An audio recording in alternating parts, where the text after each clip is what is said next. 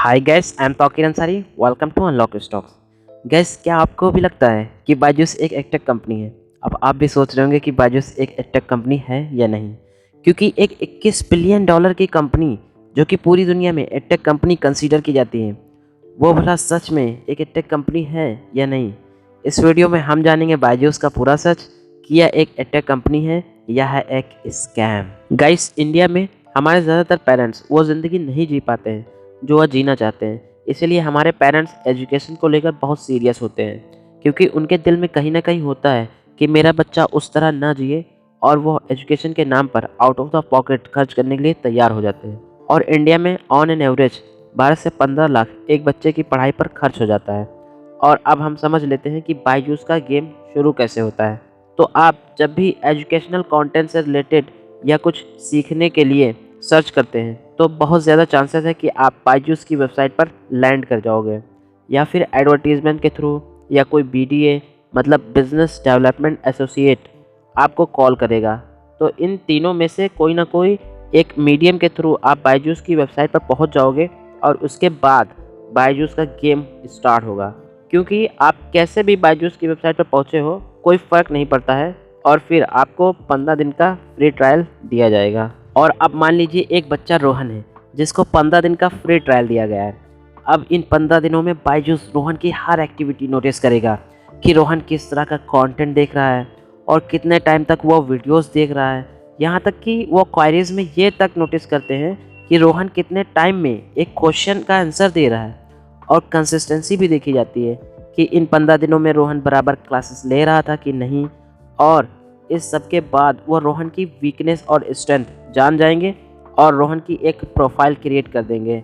अब ये चीज़ ना रोहन को पता होती है, ना ही उसके पेरेंट्स को। और इन्हीं 15 दिनों के अंदर या 15 दिन के बाद बायजूस के सेल्समैन कॉल करेंगे, और क्योंकि वो रोहन की प्रोफाइल जानते हैं, तो वो इसी के अकॉर्डिंग उसके पेरेंट्स से बात करेंगे और बताएंगे कि आपका बच्चा इन सब्जेक्ट्स में काफ़ी वीक है और इसका तो कुछ हो ही नहीं सकता इन सब्जेक्ट्स में, और इसको सख्त ज़रूरत है इस सब्जेक्ट से रिलेटेड क्लासेस या वीडियोस की। अब रोहन के पेरेंट्स काफ़ी डर जाएंगे रोहन के करियर को लेकर, और उधर वो सेल्समैन पेरेंट्स पर पूरा दबाव डालेगा और पेरेंट्स को खूब इनसिक्योर फील कराएगा। और पेरेंट्स जब बच्चे से पूछेंगे, तो बच्चा भी यही बोलेगा कि आप लोग बोलते तो हो पढ़ने के लिए, लेकिन कोई अच्छा टीचर है ही नहीं मेरे पास, या मुझे उस तरह की एजुकेशन दिलाते नहीं हो, तो मैं कैसे सीखूं या कैसे पढूं। अब आप सोचिए, उधर सेल्समैन का दबाव पेरेंट्स के ऊपर और बच्चे का भी दबाव पेरेंट्स के ऊपर। अब भला पेरेंट्स क्या कर सकते हैं? वो मजबूर हो जाते हैं बायजूस के कोर्सेज की मोटी फीस देने के लिए, और सेल्समैन इस तरह से पिच करके सेल्स क्लोज कर देते हैं। अच्छा, यहाँ पर एक कमाल की बात यह है कि अगर आप बड़ी बड़ी ई कॉमर्स वेबसाइट की भी बात कर लें, जहाँ पर लाखों की भीड़ होती है, तो उनका कन्वर्जन सिर्फ 3 से 5% ही होता है, लेकिन बायजूस का कन्वर्जन 70%। हाउ, है ना कमाल की बात? तो आप सोच रहे होंगे कि ऐसा कैसे पॉसिबल है। वेल, ऐसा इसलिए पॉसिबल है क्योंकि इनसिक्योर पीपल एक कन्वीनियंट चाहते हैं, ताकि वो यह एहसास कर सके कि वो सिक्योर है। और इस केस में रोहन के जो पेरेंट्स हैं, वो उसके करियर को लेकर बहुत इनसिक्योर हैं, इसीलिए वो इतने महंगे कोर्सेज भी आसानी से खरीद लेते हैं। और बायजूस की मार्केटिंग स्ट्रेटजी भी काफ़ी एग्रेसिव है, मतलब वो कंपटीशन को तो बिल्कुल ख़त्म ही कर देते हैं अपनी मार्केटिंग से। और कंपटीशन ख़त्म करने के लिए बायजूस ने कई कंपनीज़ को एक्वायर भी कर लिया है। जैसे अभी सन 2019 में बायजूस ने एक यूएसए बेस्ड कंपनी को 120 मिलियन डॉलर में एक्वायर किया था, जिसका नाम ओस्मो है, और ये एजुकेशनल गेम्स और लर्निंग बेस्ड कंटेंट चिल्ड्रन के लिए बनाती है। और इसके बाद बायजूस ने जुलाई 2020 में वाइट हैट जूनियर को 300 मिलियन डॉलर में एक्वायर किया है, जो कि ऑनलाइन स्टूडेंट को कोडिंग सिखाती है। और सन 2021 में भी बायजूस ने कई कंपनीज को एक्वायर किया है, जैसे आकाश इंस्टीट्यूट बायजूस ओन करता है, और एपिक को भी बायजूस ने सन 2021 में 500 मिलियन डॉलर में एक्वायर किया है। और ग्रेट लर्निंग का नाम तो आपने सुना ही होगा, इसको भी बायजूस ओन करता है, जो कि बायजूस ने 600 मिलियन डॉलर में एक्वायर किया था। तो आप देख रहे हैं बायजूस किस तरह से अपनी एक्विजिशन बढ़ा रहा है। अभी तक आप सोच रहे होंगे कि अगर बायजूस महंगे में अपने कोर्स बेच देता है, तो इसमें गलत क्या है। बायजूस तो एक तरह से अपना बिजनेस ही बढ़ा रहा है। तो मैं भी इस बात से सहमत हूँ, अपना बिजनेस बढ़ाना गलत नहीं है और कोर्सेज बेचना भी गलत नहीं है। लेकिन उन कोर्सों के नाम पर पेरेंट्स को एक तरह से एक लोन दे दिया जाता है।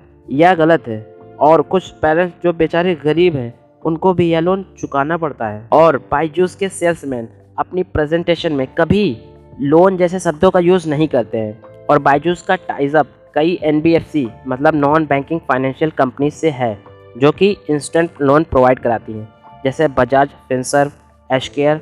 और इस तरह से बायजूस के सेल्समैन के द्वारा EMI पर कोर्स बेच दिया जाता है बच्चे के इंटरेस्ट के अकॉर्डिंग। तो ये है बायजूस की रियलिटी। और इसमें बायजूस के BDA मतलब बिजनेस डेवलपर एसोसिएट की भी कोई गलती नहीं है, क्योंकि वो तो एक एम्प्लॉय हैं। उन्हें जिस स्ट्रक्चर में रखा जाएगा वो उसी तरह बिहेव करेंगे, क्योंकि उनके ऊपर बड़े बड़े टारगेट होते हैं जो कि उनको पूरे करने होते हैं। क्योंकि अगर वो टारगेट पूरे नहीं करेंगे तो उन्हें उनका इंसेंटिव नहीं मिलेगा और उनको भी एक तरह से हैरास किया जाता है 12-12, 14-14 घंटे काम करने के लिए, जो कि अगेन एक तरह से गलत है। और बायजूस इस ऑनलाइन एजुकेशन के स्ट्रक्चर को अपने हाथ में लेना चाहता है ताकि वो इसको अपने हिसाब से डोमिनेट कर सके। इसीलिए गाइस, आप सेल्फ लर्निंग करते रहा करो और अपनी एजुकेशन को अपग्रेड करते रहा करो ताकि आप अपनी स्किल से पैसा कमा सको। तो गाइस, आज के लिए इतना ही। आई होप आपको यह वीडियो काफ़ी पसंद आई होगी। सब्सक्राइब करिए हमारे चैनल को और बेल आइकन को प्रेस करिए ताकि ऐसी इंफॉर्मेटिव वीडियोस आपको मिलती रहें। Thanks for watching.